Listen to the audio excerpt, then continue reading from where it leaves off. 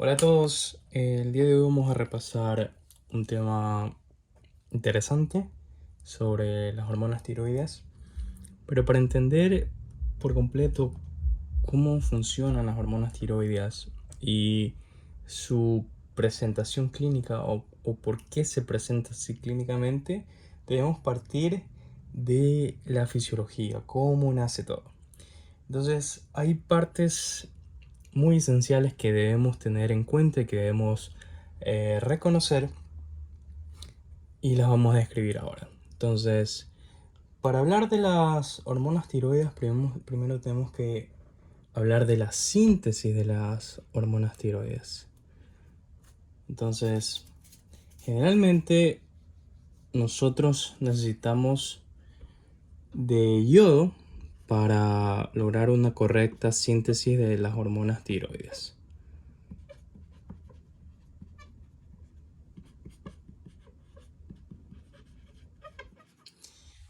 El valor normal o de ingesta diaria normal de yodo, que generalmente la consumimos en la sal yodada es de 500 microgramos, pero la glándula necesita al menos 160 microgramos para funcionar en un ambiente en homeostasis, en un ambiente normal.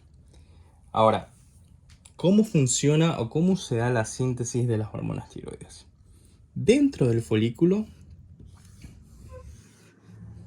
este de aquí va a ser mi lumen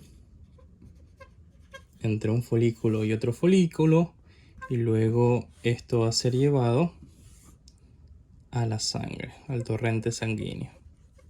Entonces, primero vamos a captar de la sangre el yodo, ¿verdad?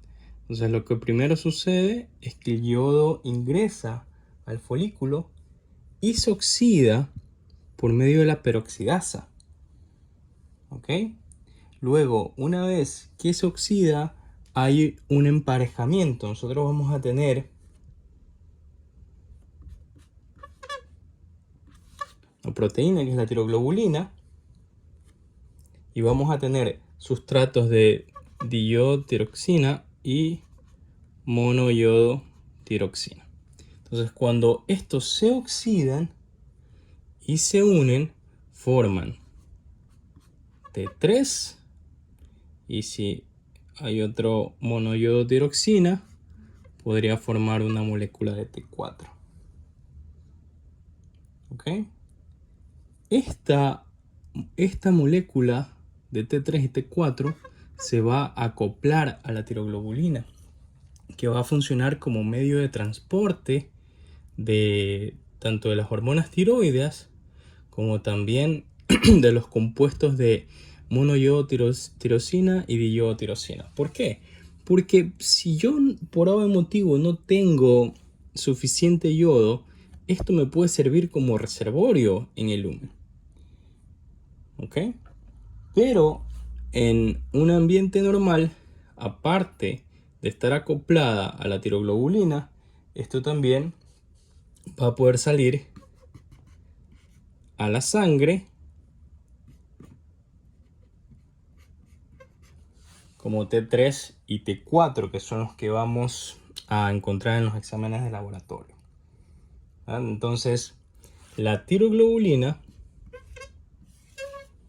va a ser mi medio de transporte.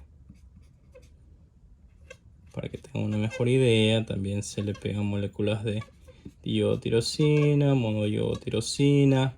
Entonces, si yo tengo esto como medio de transporte,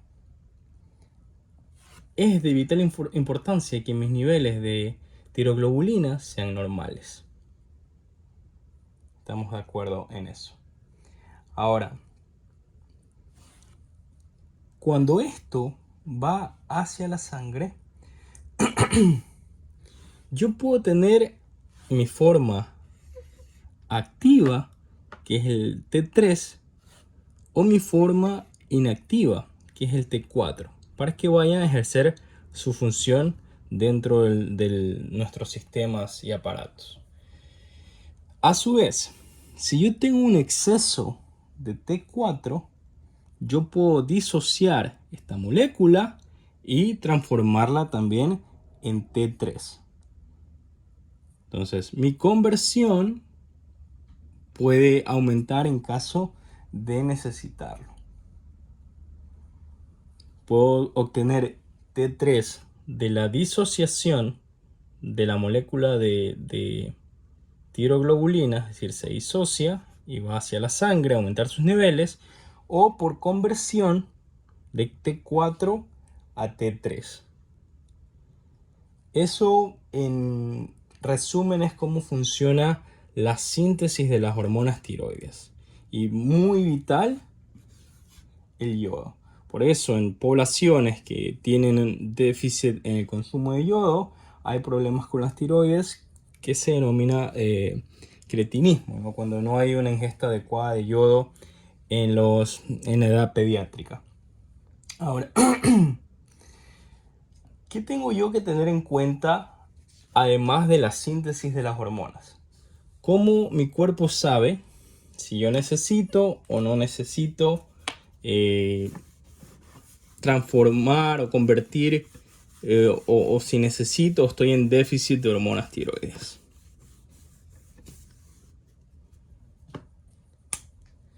Siempre vamos a tener un control.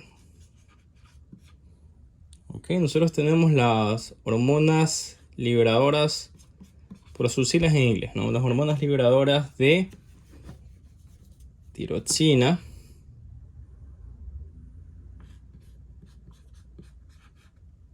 eso está en la hipófisis anterior, que esto va a producir la producción y secreción de TSH, y a su vez la TSH aumenta la producción de las hormonas tiroides.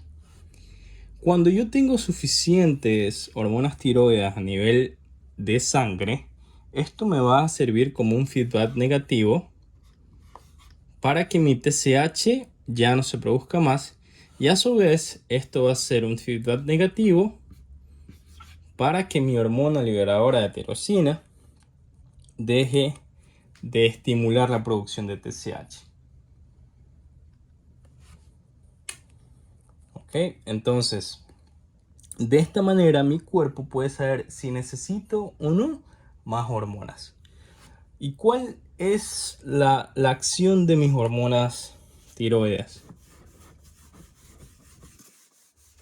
O las acciones principales que debemos tener en cuenta.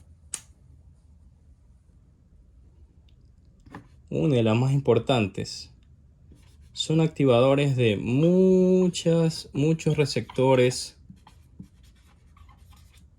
en el cuerpo, de muchos metabolismos bioquímicos. Entonces esa es una de las principales funciones. Por eso cuando un paciente tiene déficit de hormona tiroidea, déficit crónico, empiezan a tener problemas en su metabolismo. Por lo general tienen a aumentar de peso, etcétera, etcétera. Pero vamos a ver el porqué.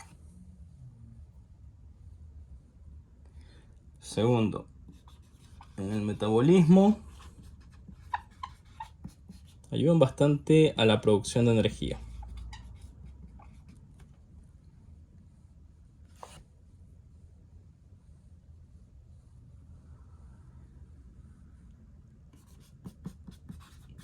Moléculas de ATP, es decir, tienen una función principal o protagonista en la cadena liberadora de electrones.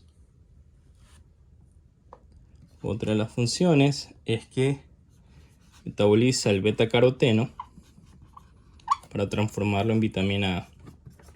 Si yo no tengo hormonas tiroides, se me acumula el beta-caroteno y no tengo vitamina A.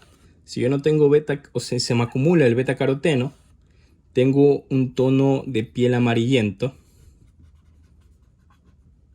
que puede ser confundido con ictericia. Además, si no tengo vitamina A, el paciente va a tener ceguera nocturna. Y otra de las funciones principales es que aumenta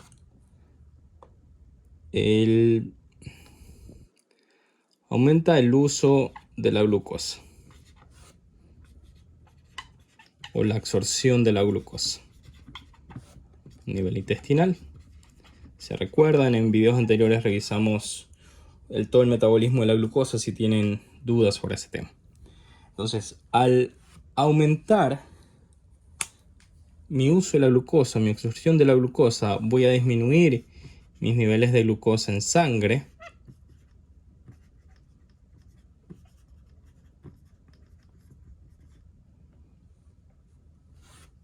Y a su vez voy a activar o a desencadenar un incremento en el metabolismo del colesterol. Si yo tengo déficit de hormona tiroidea, voy a aumentar mis niveles de colesterol y voy a tener una hiperlipidemia. ¿Okay? Cuando yo tengo cambios rápidos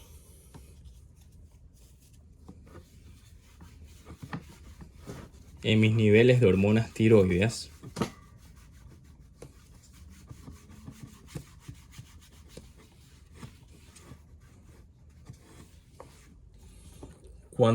cuando mis cambios son rápidos, cuando los efectos son de minutos, como por ejemplo en la tormenta tiroidea, que hay cambios muy bruscos, todo va a aumentar sin un control adecuado. Voy a aumentar el paso de T3 y T4 a la sangre, lo que me va a aumentar el metabolismo. Generalmente esto se compensa con una taquicardia que puede terminar en arritmias que son peligrosas de tratar. ¿Okay? Entonces, esto cuando son cambios rápidos. Yo no tengo tiempo para compensarlo. Cuando son cambios crónicos o que van de una forma lenta, por ejemplo, que poco a poco yo vaya teniendo deficiencia de TSH, esto puede pasar días o semanas.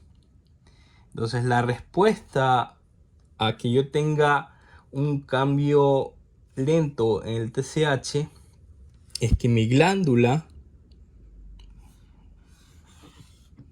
va a captar más sangre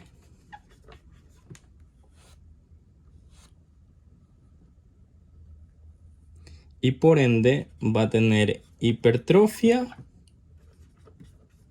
e hiperplasia.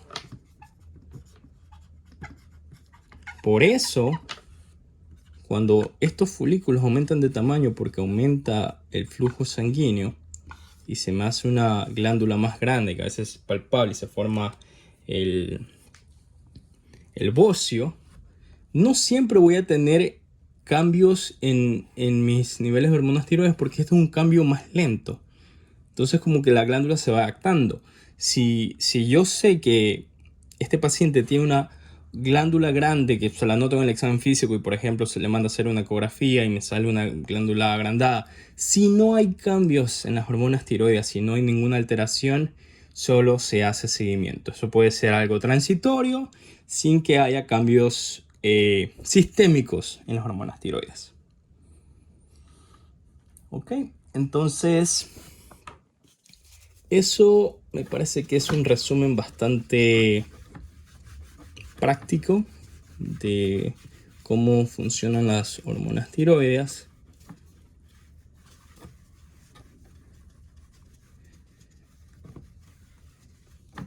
Y en el siguiente video podemos revisar qué patologías o cómo se pueden asociar las patologías clínicamente cuando hay alteración en las hormonas tiroides. Así que no se pierdan el próximo video. Nos vemos pronto.